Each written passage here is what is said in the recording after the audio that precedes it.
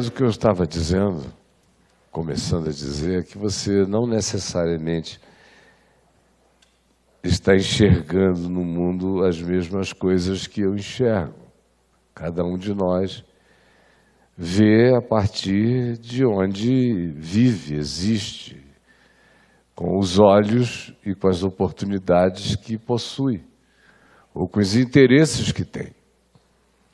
Eu passei, até agora, provavelmente, quase 80% da minha existência observando mudanças no comportamento humano, aqui no nosso país e na terra toda. Eu tive oportunidade rara, que nem todo mundo tem na vida, de ter passado tantos anos exposto a tantas culturas, a tantos ambientes, a tantos grupos, a tantos subgrupos, a tantas inteligências diferentes, a tantas pessoas representando interesses diversos em regiões distintas da Terra e fazendo amizade, convivendo e participando, ouvindo, falando, trocando, anos a fio, numa intensidade enorme, e assistindo mudanças galopantes como nunca antes houve na civilização humana, como essas que aconteceram nas últimas décadas da Segunda Guerra Mundial para cá. Foi avassalador o que aconteceu. E dos anos 70, 80, 90 em diante, quando atingimos os anos 2000, os saltos e a rapidez de natureza tecnológica que foram sendo dados foram brutais. A comunicação humana no planeta ganhou intensificações jamais antes existentes. E a comunhão para o bem e para o mal entre os habitantes do planeta também se tornou completamente outra coisa e diferente. A Terra inteira foi dividida em milhões de pequenos segmentos, de pequenos olhares que se agruparam e grupos que se formaram. E a internet tratou de fazer com que todos esses grupos, como eu disse, para o extremo bem e para o extremo mal e perversidade, encontrassem suas conexões, suas expressões. E, como sempre, aqueles que carregam uma atitude mais generosa, mais carinhosa com a vida, mais bondosa, mais tomada de misericórdia, são mais silenciosos, são menos aguerridos, são menos agressivos, são muito mais finos na tentativa de propor o que pensam, são respeitosos, são reverentes para com o pensamento diferente ou antagônico, ou distinto, e por isso são muito menos ruidosos e, por conseguinte, ocupam muito menos visibilidade nesse ambiente mundial e civilizatório dos últimos 20 anos do que qualquer outro grupo, porque são as radicalizações, os gritos, as intensidades, os fanatismos, os ódios ventados, as raivas, as iras, as amarguras, as frustrações, a deseducação ou o cansaço absoluto, ou a expressão da opressão agonizante, os poderes e as forças que mais se comunicam. E são contagiosos e poderosos. E são inevitáveis. Penetram a gente por todos os aspectos e por todos os poros. Enquanto isso, eu assisti paralelamente ao processo civilizatório acontecendo no mundo inteiro. Ontem eu estava conversando com alguns dos meus filhos eles me perguntavam qual tinha sido a coisa mais súbita que eu já tinha visto. Eu falei, inegavelmente, a queda do Império Russo-Soviético nos anos 80.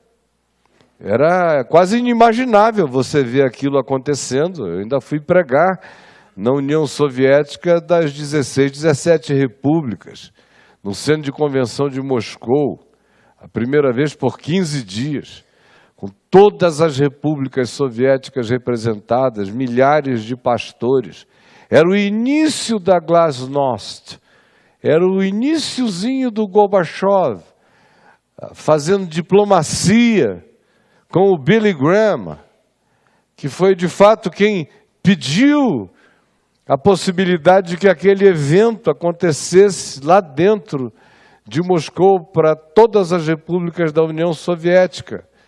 E houve essa concessão. E eu fui uma das pessoas chamadas. O Billy não pôde ir, ele já estava ficando idoso.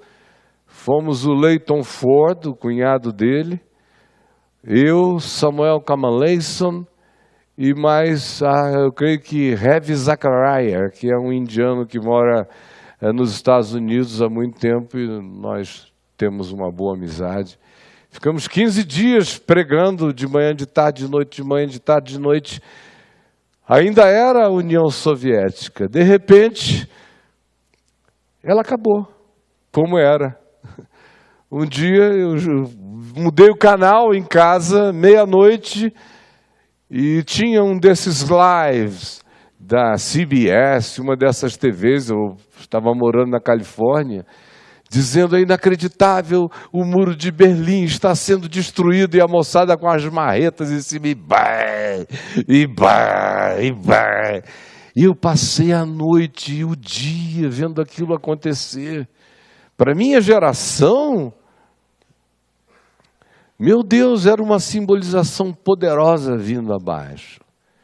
Naquele tempo, os cristãos ainda estavam extremamente animados, porque houve, no meio do século XX, um ânimo nos cristãos da terra. Com o advento do Billy Graham, que morreu agora, na semana retrasada, e com o que ele passou a representar nos Estados Unidos e com as intenções que ele tinha de, na sua geração, ajudar a evangelizar o planeta Terra todo. Levantava milhões de dólares nos Estados Unidos e investia no projeto de treinamento de evangelistas e divulgadores do Evangelho em toda a terra. E eu fiz parte disso de dentro do processo. Então eu vi isso tudo ir acontecendo. E o ânimo que vinha desde o final da década de 50, aí nos anos 60, essa alegria deu uma crescida, nos anos 70 ela explodiu. Foi a década da grande alegria cristã na Terra. Nos anos 80, houve muita criação de missões, de grupos missionários, porque o alvo era apressar a volta do Senhor Jesus. De acordo com o texto de Mateus, capítulo 24, que nos diz, e será pregado o Evangelho do Reino, este Evangelho do Reino, a todas as nações, a todas as etnias, e então virá o fim. Então o objetivo da minha geração, da juventude da minha geração, era fazer o Evangelho pregado a todas as etnias da terra. Esse era o sinal dos sinais, escatologicamente falando. E os anos 80 foram anos de envio. Surgiu a famosa janela 1040, que era o grupo mais difícil de ser alcançado na terra, os muçulmanos. E aí o foco agora é, vamos focar nas culturas islâmicas, que são as mais difíceis de serem penetradas, mas vejam, ainda eram os ocidentais cristãos querendo ir para dentro dos países islâmicos de maneira praticamente disfarçada, para pregarem como espiões do reino de Deus o evangelho dentro dos países islâmicos. O islamismo ainda estava contido dentro da geografia política da maior parte dos países islâmicos. E o islamismo na Europa era tímido ainda. Nos anos 90 começou a haver uma reviravolta. E eu me lembro que um dos primeiros sinais foi que a igreja anglicana vendeu milhares de templos dela em menos de 5 anos no Reino Unido para leigos e também para grupos muçulmanos, e muitos desses templos acabaram virando mesquitas. E aí isso começou a ser sentido no início dos anos 90. Os anos 90 foram anos de início de ruimento, de puimento e de queda daquelas alegrias dos 30 anos anteriores. Entrou-se no auge da teologia da prosperidade, que não existia antes na Terra, e com ela a ênfase mudou de pregação do Evangelho para levantamento de fundos e enriquecimento pessoal de igrejas e de crentes. O olhar deixou de ser para o mundo e para a necessidade de anúncio do Evangelho na terra, e a ênfase toda passou a ser em fiquemos aqui, enriqueçamos aqui, construamos os nossos impérios aqui e, no melhor dos aspectos, alcancemos o planeta Terra usando televisão e rádio. Mas é a nossa riqueza que produzirá isto, e também temos que tomar posse dos nossos países, do ponto de vista político. Temos que ter um projeto de poder cristão para tomarmos posse do poder, fazermos presidentes da República, senadores e deputados cristãos. Temos que reinar em glória sobre as nações. A mudança de ênfase foi rápida, súbita. E foi acontecendo nos anos 90, se estabeleceu dos anos 2000 para cá. E aí começam os escândalos de todos os tipos. As sociedades do Ocidente começaram a ver cada vez mais as expressões da igreja cristã como uma fábrica de interesses cobiçosos, de ganância. E efetivamente foi isso que foi acontecendo. Os que mantiveram-se diferentes disto passaram a ser os loucos, alienados, praticamente fanáticos na sua pequenez, porque não estavam buscando essa força, esse poder e esse alcance. Logo depois, você começa a ver que nem só de pão vive o homem, mas de toda a palavra que sai da boca de Deus. E aí começam os crentes deprimidos, angustiados e panicados, os pastores morrendo, muita gente se suicidando no meio cristão.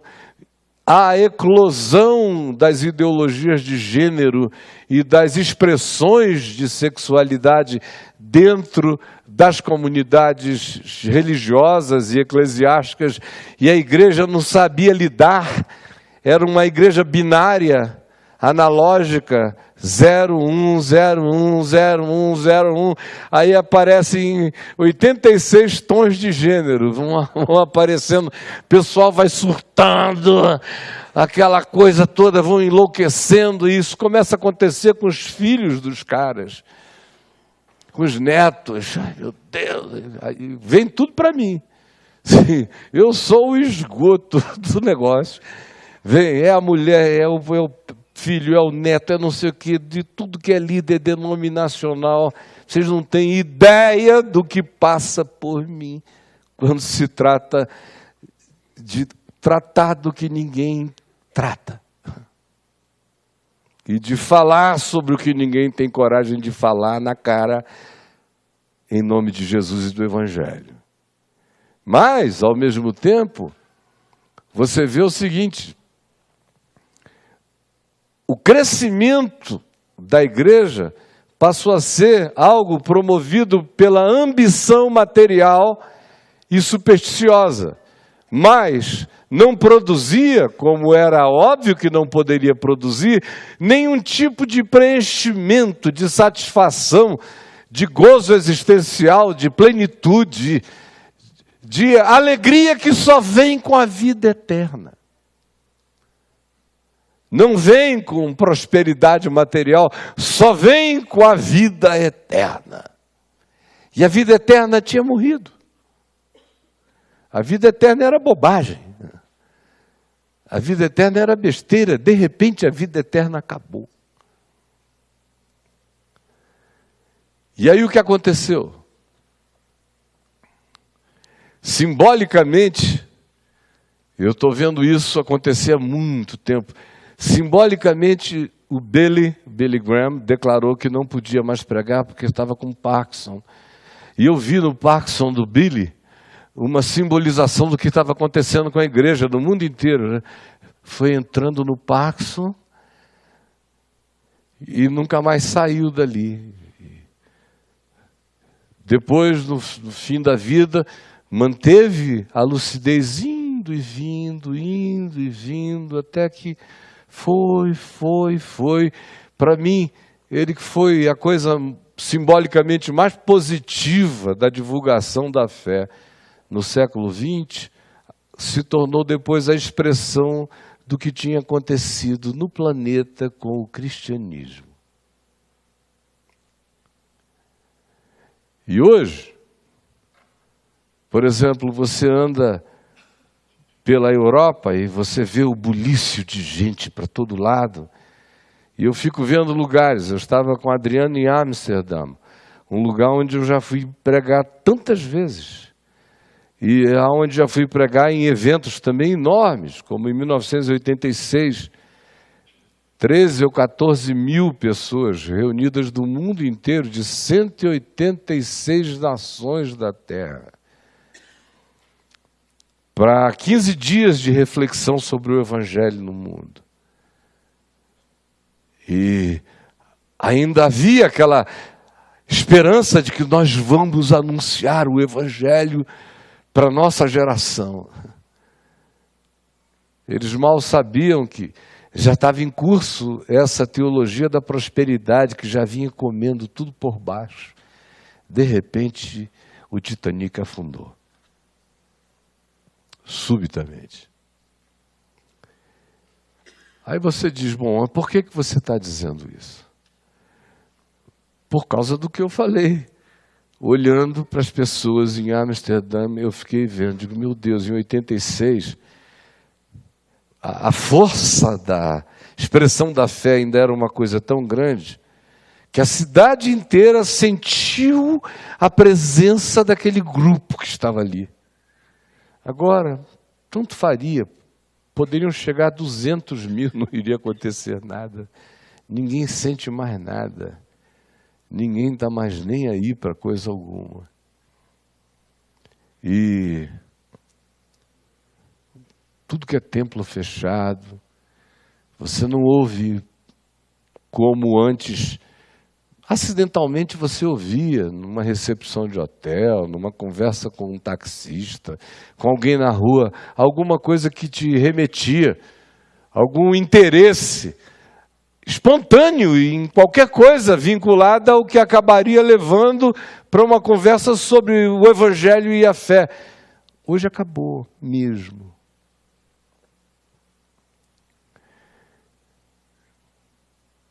E eu fico vendo o que está acontecendo no coração de milhões de cristãos no planeta que não sabem o que fazer com a sua fé. É engenharia genética prometendo alterar o que a gente quiser. Se você quiser virar um mutante daqui a 15 anos, você vai virar. Eu garanto isso a você, vai nascer um chifre de unicórnio na tua testa, se você quiser. Não, é fácil, o que você quiser. Quero ter rabo, você terá um implante, eu prometo. O que você quiser, botar chip, fazer download, eu preciso aprender chinês. Até amanhã. Pasa, banda larga. 5G, 10G, qualquer coisa. Baixa rápido, você no dia seguinte. Não aprendeu nada, sem experiência nenhuma, não tem nem cheiro de mandarim em ti, mas você fala. E tudo mais que a gente queira. Vai ficar difícil morrer. Se o cara tiver uma obsessão em ficar vivo, ele pode ser mantido vivo 200 anos numa máquina, boiando numa bolha com uma geleia. Tranquilaço. O que você quiser. Agora, Cristo Jesus, ressurreição dos mortos, vida eterna, e principalmente a esperança da volta do Senhor Jesus, a civilização humana, a história, coisas que serão coisas totalmente distantes, exceto de gente sem educação, supersticiosa e profundamente carente do ponto de vista social e econômico. É o que vai acontecer dentro de, no máximo, mais 15 anos, já está acontecendo na Europa toda. E nos Estados Unidos, vocês vejam, os que frequentam igrejas estão no sul dos Estados Unidos, são bastante homofóbicos, nível de educação bem mais baixa, frequentadores de igrejas radicais, eleitores do Mr. Trump. Porque do centro para cima, não. Acabou. Só tem o remanescente cultural disso, mas não tem mais nenhuma efervescência existencial disto. E como é que fica você? É o que eu mais vejo. É que eu, por exemplo, estou vindo de uma conversão no auge da alegria, da fé. Parecia que Jesus tinha ressuscitado ontem, iria voltar amanhã. Estou vivo hoje assistindo a antítese disso. Se você perguntar de fato às pessoas por que elas confessam o que confessam, na realidade elas não têm nenhuma razão para confessarem, do ponto de vista do que elas chamam de fé, o que elas confessam. Se tivessem nascido num país muçulmano, estariam numa mesquita. Se tivessem nascido num país budista, estariam num templo. Ou provavelmente, se tivessem nascido em Jerusalém, nem na sinagoga estivessem. No máximo estariam numa sinagoga. Tivessem nascido em Israel. No máximo. Porque a população israelense é muito pouco religiosa e cada vez menos. E aí, o que acontece com você? Com o teu coração? Olha aqui para mim. Na hora que eu ler o Evangelho, nós vamos terminar em 10 minutos. Porque vai estar claro. Olha aqui para mim. A volta de Jesus sempre foi a grande expectativa da fé. Quando Jesus levou os discípulos ao Monte das Oliveiras, antes de ser assunto aos céus, e mostrou a cidade para eles e disse que eles fossem suas testemunhas, tanto em Jerusalém como em toda a Judéia e Samaria e até os confins da terra, eles perguntaram na mesma hora a Jesus: escuta, vai ser esse o tempo em que tu vais voltar e restaurar o reino a Israel. Será esse o tempo do sonho profético de Israel ser glorificada diante de todos os povos da terra com o seu Messias reinando em glória? Essa era a expectativa deles. Profundamente política também, era um messianismo com implicações de poder político e dominação civilizatória absoluta, com Deus no trono, uma teocracia de Cristo. E Jesus disse: não vos compete conhecer nem tempos, nem épocas que o Pai reservou para a sua exclusiva autoridade, mas recebereis poder ao descer sobre vós o Espírito Santo, e sereis minhas testemunhas, tanto em toda Jerusalém, como em toda a Judéia e Samaria, até os confins da terra. É isto que vocês vão fazer. E o texto diz: estando eles, ditas estas palavras, foi Jesus elevado às alturas à vista deles. E tendo eles os olhos fitos em Jesus, enquanto ele subia, eis que 2 varões vestidos de branco se puseram ao lado deles e lhes disseram: varões galileus, por que estáis olhando para as alturas? Esse Jesus, que dentre vós foi assunto aos céus, assim virá outra vez, do modo como o vistes subir. Naquele mesmo lugar, Mateus 24, podem abrir, no Monte das Oliveiras, olhando a cidade, essa questão tinha sido suscitada alguns dias antes, talvez 1 mês e meio antes disso, 2 meses antes disso. E Jesus disse a eles: vocês estão vendo esses muros, esse templo? Não ficará aqui pedra sobre pedra que não seja derrubada. Aí as perguntas, as inquietações vieram na mesma hora. Quando vai ser isso? Vai ser essa hora da tua volta? E Jesus disse: não, o fim não vai ser logo. Vai acontecer muita coisa. E tanto em Marcos quanto em Mateus e Lucas, Lucas sendo o mais organizado dos 3 evangelhos em relação ao encavalamento histórico, a crescência desses eventos, ele não viaja linearmente, Lucas, mas ele faz remetências, ele vem, de repente diz: antes, porém, de tudo isso acontecerá isto, de modo que, se você observar os depois dessas coisas, ou o fim não será logo, ou antes, porém, de tudo isto, você fica com uma linha do tempo razoavelmente interessante na mente. Mas, para aqueles discípulos que estavam ouvindo isto, nada seria mais longo, ou muito mais longo, do que até a destruição de Jerusalém, que veio a acontecer 40 anos depois disso.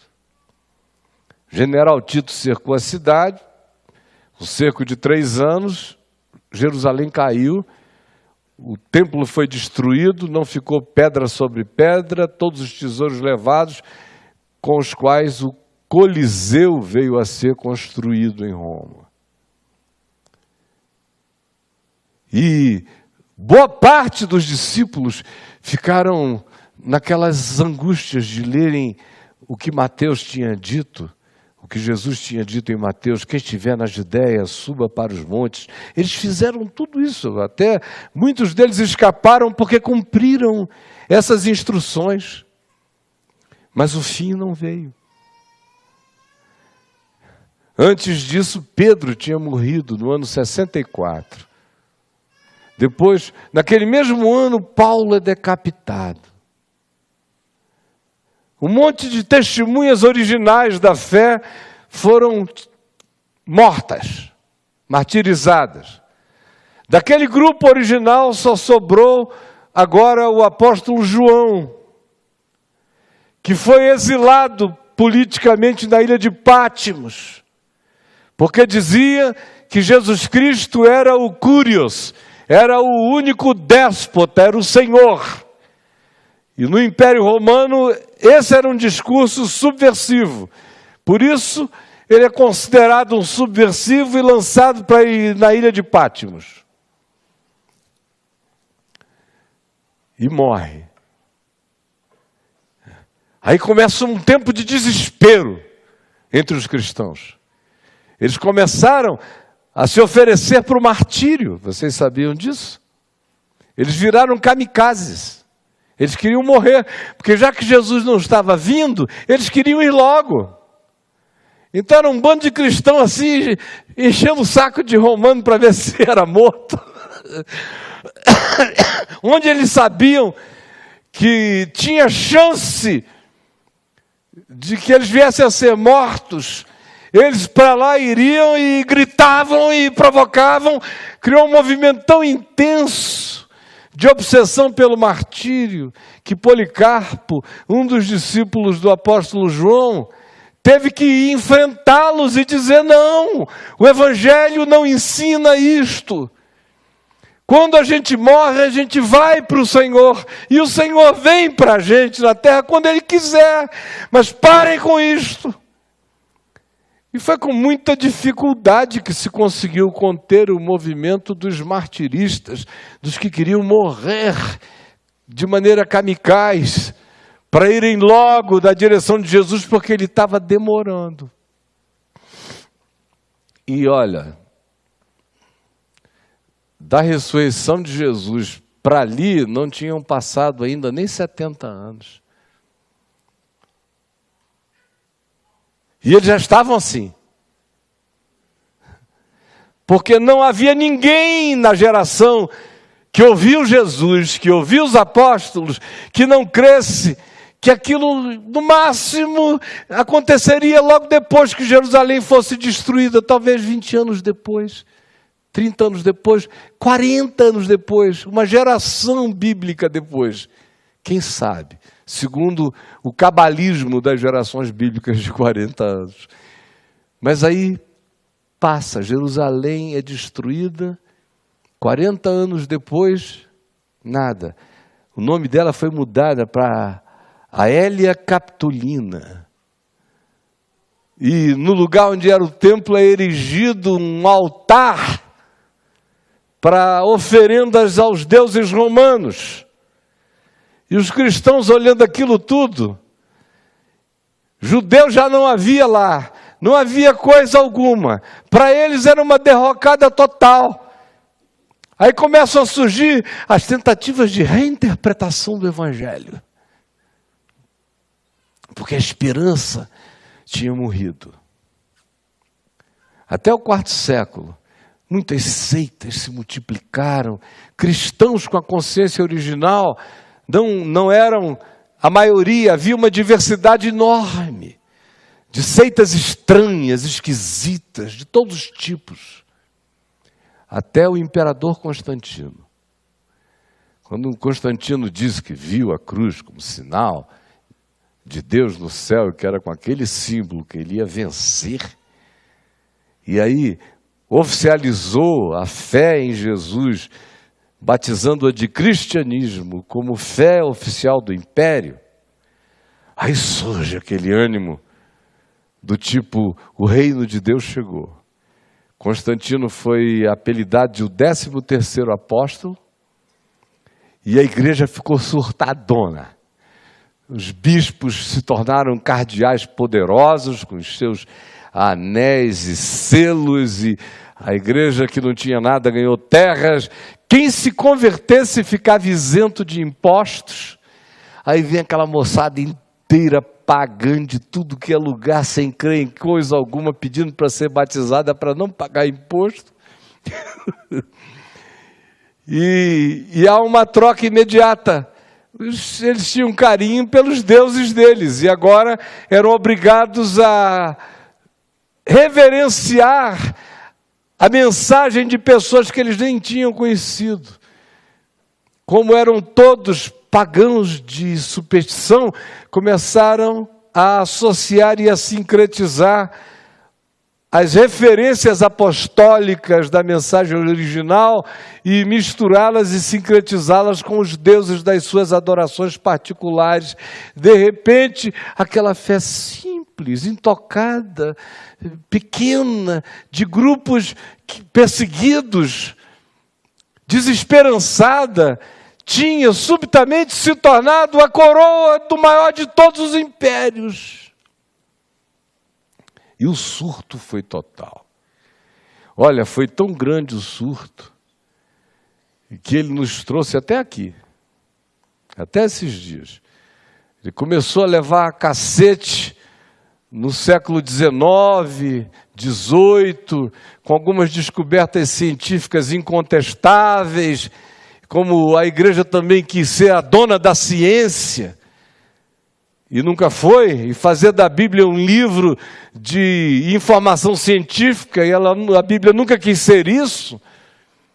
E aí essas crenças dadas como factuais começaram a ser relativizadas no fim do século XVIII, depois do século XIX.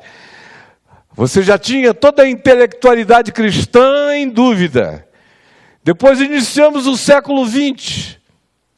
E aí no século XX, o catolicismo cresceu profundamente nas regiões mais pobres da América Latina, perdeu espaço em muitos países e os Estados Unidos da Europa engolfaram boa parte da terra com a sua tecnologia, com o seu dinheiro e com a sua pregação protestante se espalhando pelo mundo.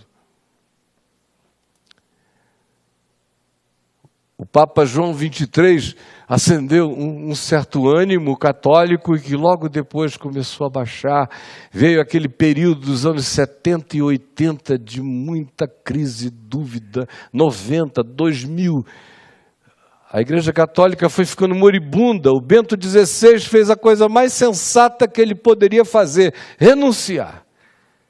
E aí surge essa figura extraordinariamente simples do Francisco, que dá pelo menos uma renovada humana no sentir das pessoas.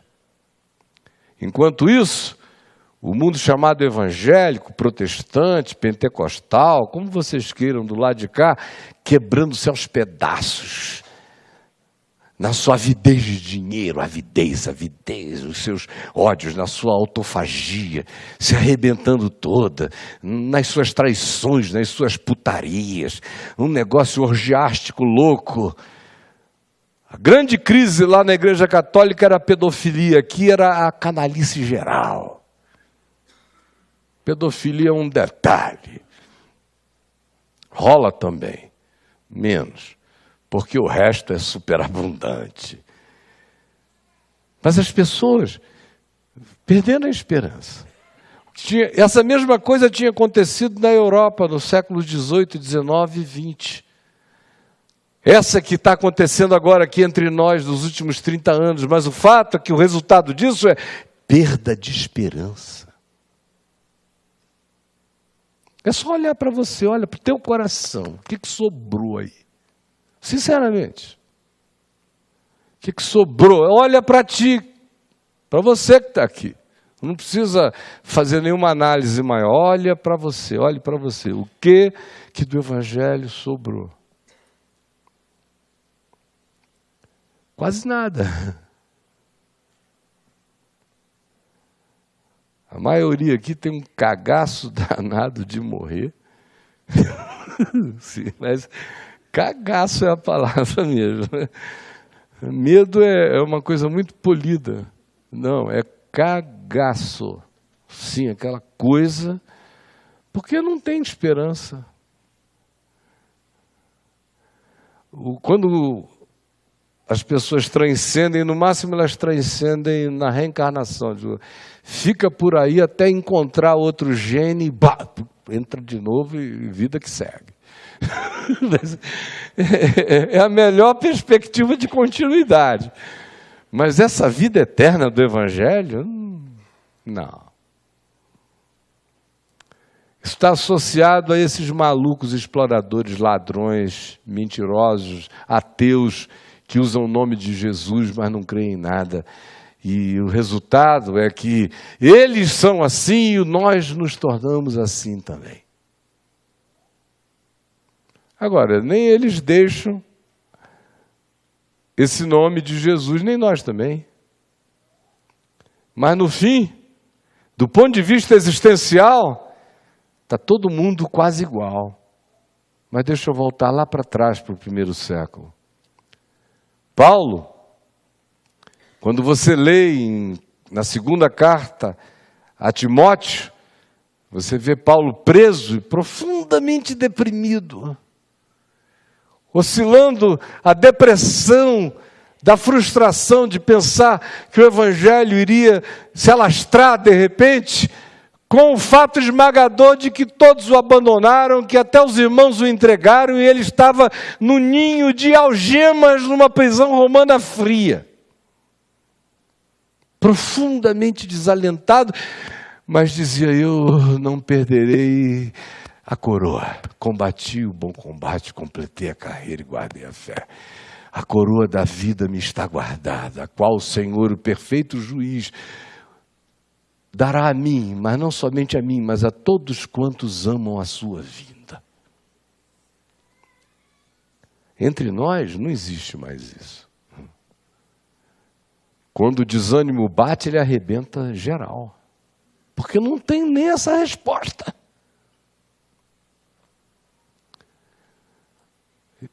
Eu cheguei no lugar onde eu queria chegar, para a gente concluir. Jesus disse que seria assim. Aqui em Mateus 24, no verso 45, olhem só o que está dito. Quem é, pois, o servo fiel e prudente, a quem o Senhor confiou os seus conservos para dar-lhe sustento a seu tempo? É um senhor que se ausenta, que confia em outros que cuidarão bem daqueles aos quais ele quer bem durante a sua ausência.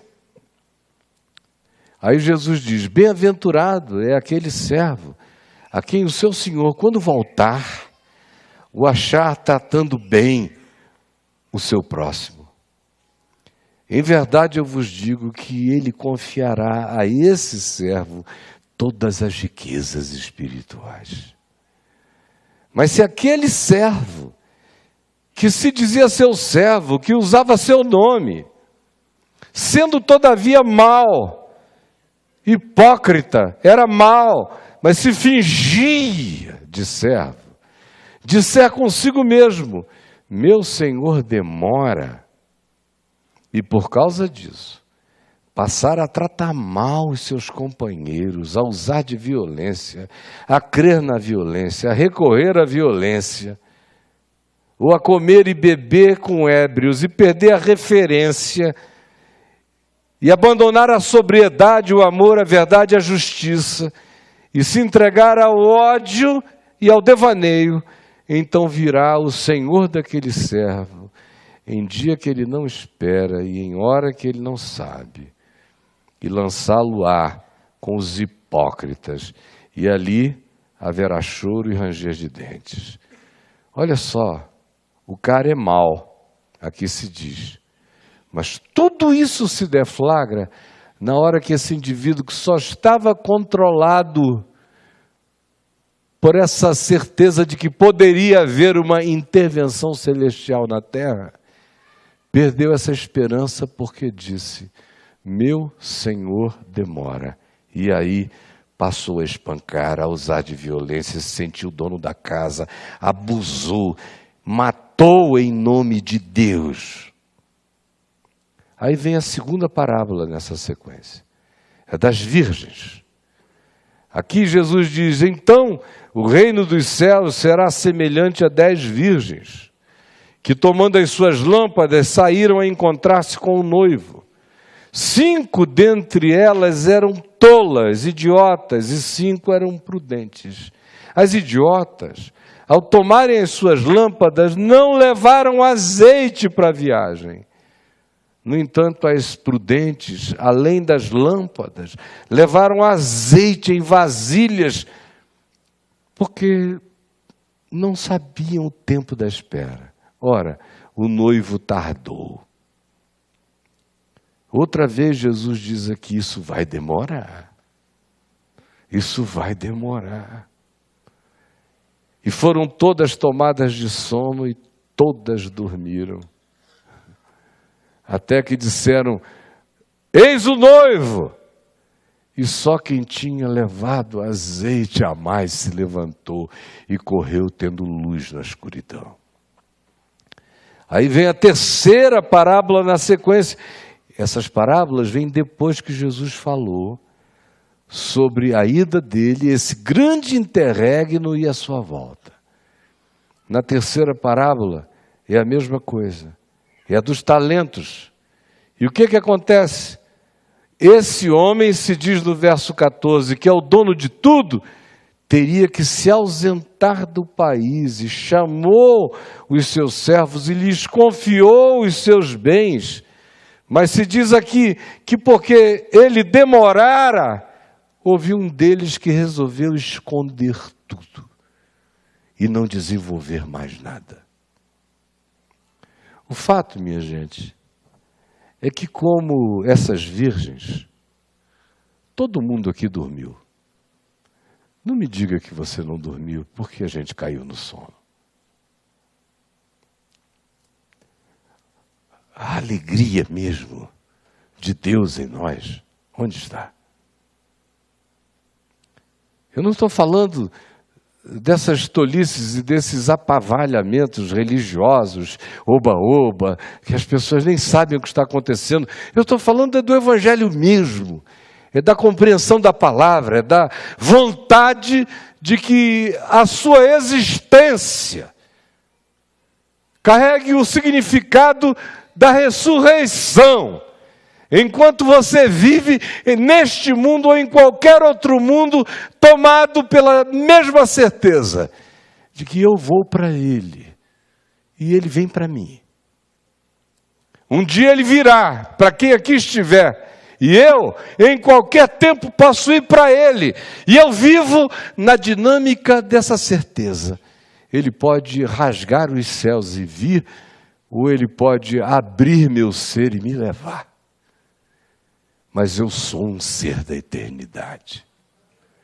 E isso me mantém vivo.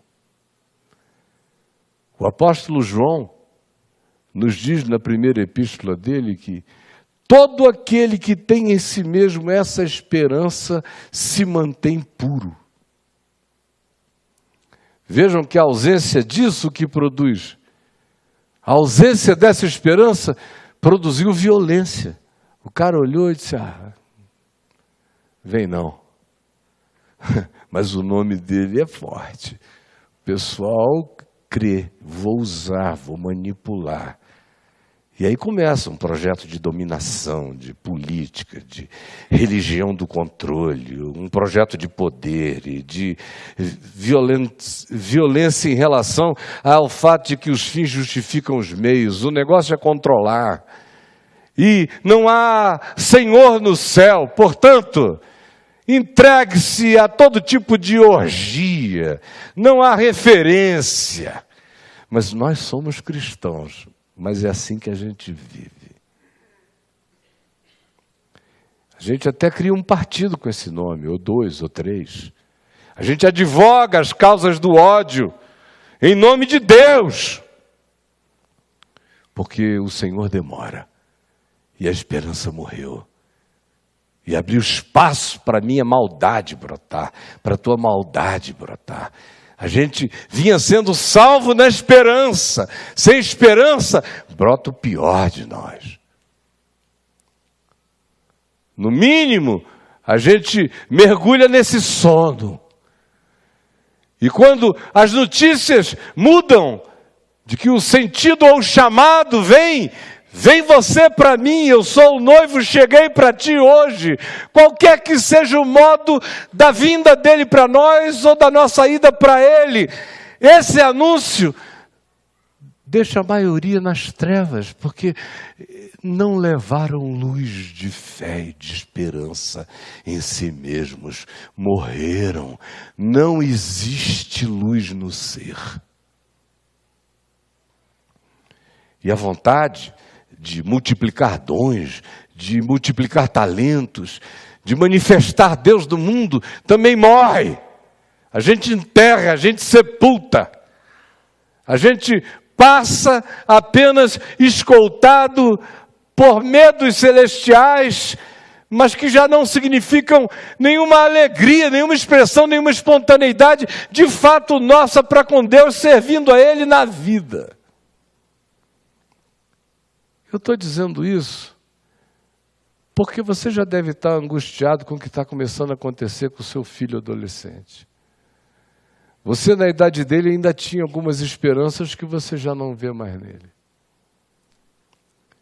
Vai ficar extremamente mais sério, extremamente mais grave. Minha mulher e eu olhamos para os nossos netos e o esforço é toda hora plantar alguma coisa. Plantar, plantar, plantar, para que eles não sucumbam ao desespero, à desesperança, ao suicídio, à angústia, à dessignificação, porque esse mundo vai ficar horripilantemente horroroso, um mundo de loucos e de zumbis. Quem não carregar esse óleo, essa luz, essa lâmpada, que não tiver essa esperança para se manter bom contra a maldade, para se manter enfrentando o mal com o bem, para se manter puro, porque é conservado puro nessa esperança, e para se manter existencialmente vivo, porque o coração é rejuvenescido na esperança da glória. Quem não tiver isso, já está morto e não sabe. Todos dormiram. Dormir, quando na espera, é quase inevitável. Na cronologia do espaço-tempo, faz agora 2000 anos.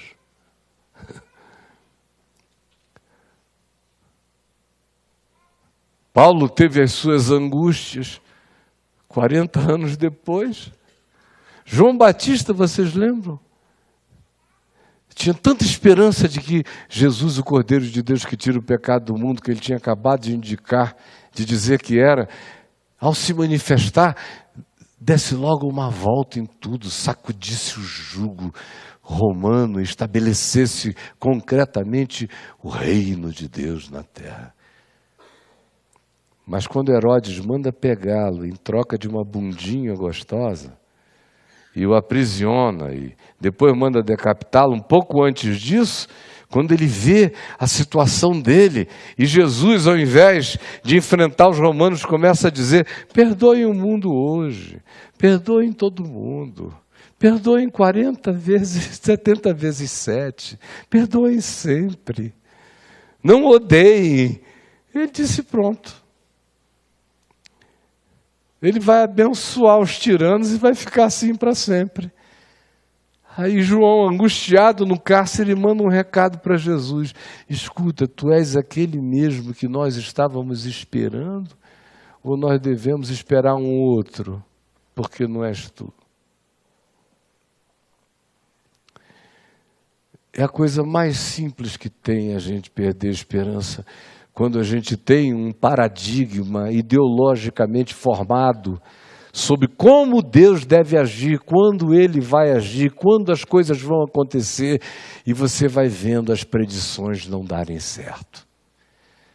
Do tempo que eu nasci para cá, já prometeram a volta de Jesus umas 12 ou 13 vezes. E a moçada ficava, meu Deus. Quando eu comecei a pregar, há 45 anos atrás, eu já vim para a fé sabendo que não era assim. E enfrentando os que diziam, marcavam o ano, diziam que não passaria disso, tudo aquilo. Pela misericórdia de Deus, eu nunca sofri disso meio segundo. Sempre pulei como um leão raivoso em cima dessa mentira, porque eu sei o mal que essa decepção provoca. Não vos compete conhecer tempos ou épocas que o Pai reservou para a sua exclusiva autoridade. O que vocês têm que fazer é, ao invés de perguntar quando será, recebam o poder e preguem o Evangelho.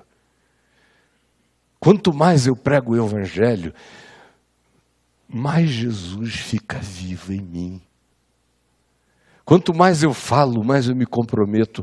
Quanto mais eu prego, mais esse portal se abre, mais eu entro nele, mais parte dessa conspiração invisível eu sou, mais certeza eu tenho. Mais denso é isso tudo. É o anúncio da boa nova que renova a esperança em mim. Quem a anuncia se renova. Quem a enterra se apaga. E você decida quem você quer ser durante essa espera. Vamos ficar em pé e vamos orar.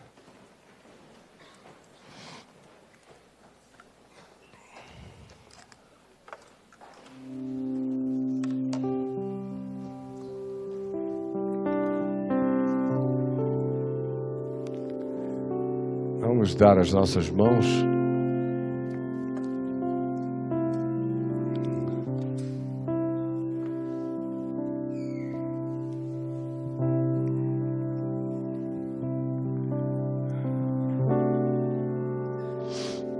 Leia os evangelhos. Leia. Não pense que vir aqui no domingo, me ouvir ou ouvir quem quer que aqui me substitua é suficiente. Leia os evangelhos. Deixe que a palavra viva do evangelho engravide você de esperança todo dia, todo dia, todo dia. A quantidade de recursos que vocês têm para alimentarem com azeite, para serem virgens que andam com azeite, com vasilhas de esperança, é enorme. Para não falar de muita coisa, entre lá no meu portalzinho, no caifab.net, você vai passar o resto da sua vida lendo e ouvindo coisas que estão lá. Alimente a sua esperança. Do contrário, meu amigo, cansar todo mundo cansa. Perder o gás, todo mundo perde. Apagar, todo mundo apaga, aqui e ali.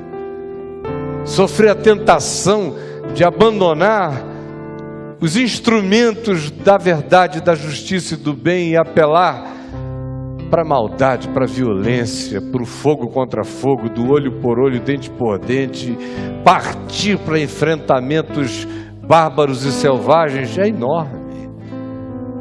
Ou dizer, ele não volta não, mas o nome dele é útil.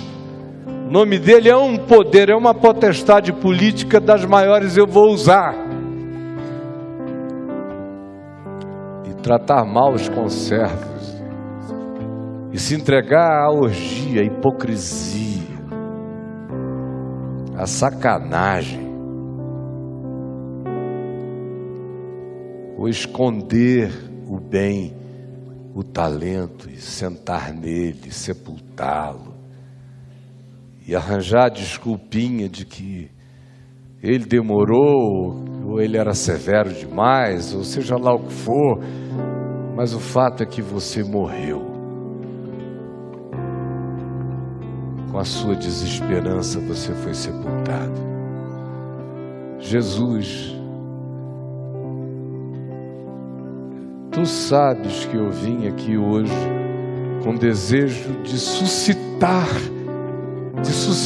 esse incômodo, esse desconforto, e eu peço que Tu sejas comigo, e que esta palavra do Evangelho, palavra de profecia do Evangelho, palavra de Cristo, palavra de Deus, tenha nos esbofeteado, nos sacudido, nos acordado, nos chamado para renovarmos a luz, o azeite, a chama, o amor, o compromisso, a compaixão, a piedade, a não trocarmos as armas da luz pelas armas das trevas e do ódio e da raiva, a não escondermos o dom, o talento, a graça que nos foi dada por nada, a não desistirmos jamais, a crermos, a olharmos para cima, como tu disseste, caminhando como bem-aventurados neste mundo, humildes de espírito, puros de coração, mansos, com fome e sede de justiça, pacificadores, perseguidos por causa da justiça, ou injuriados e caluniados e objeto de mentira, de qualquer tipo ou natureza. Permite que entendamos a bem-aventurança dessas circunstâncias e levantemos a nossa cabeça, sabendo que a nossa redenção se aproxima. Que o nosso coração não se encolha jamais, porque tu não nos deste espírito de covardia, mas de poder, de amor e de moderação. Em nome de Jesus, venha sobre teu povo o Espírito Santo, o poder do Espírito, e aquela alegria de ser tua testemunha, de ser tua testemunha. Não testemunha de qualquer outra coisa, não testemunha da inteligência artificial, da genética transformista, não. Testemunhas da misericórdia de Deus, do amor de Deus, do perdão, da vitória sobre a culpa, sobre o medo, sobre a angústia. Dizer, por favor, enche-nos dessa alegria, dessa compreensão, desse entendimento, e dá-nos este gosto para que sejamos esse sal, esse sabor na vida, no mundo, na existência. É o que eu te imploro, por mim, pelos meus filhos, pelos meus netos. Eu te imploro por cada um desses que me ouvem com respeito, com reverência, com atenção aqui no mundo inteiro. Por favor, permite que esse véu seja tirado, que cada um seja acordado, que esse teu incômodo nos salve. É o que eu te imploro, em nome de Jesus. Amém, amém, amém. Louvado seja o nome de Jesus, desde a glória e para sempre, em nome do Senhor Jesus. Aleluia.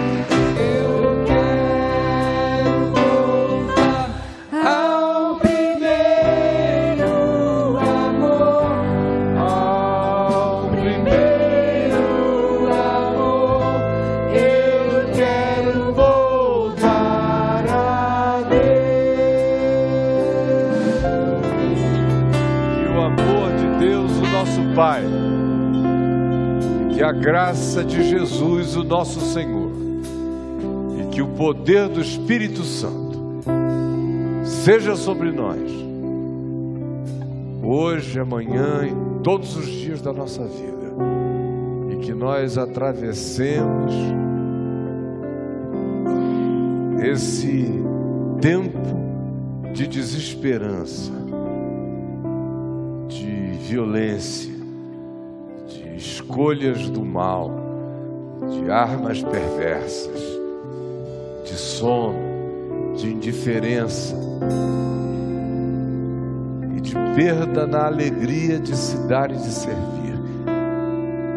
E passemos e atravessemos sob o amor de Deus o Pai, sob a graça de Jesus, o nosso Senhor, e no poder do Espírito Santo, desde agora e para sempre. Eu quero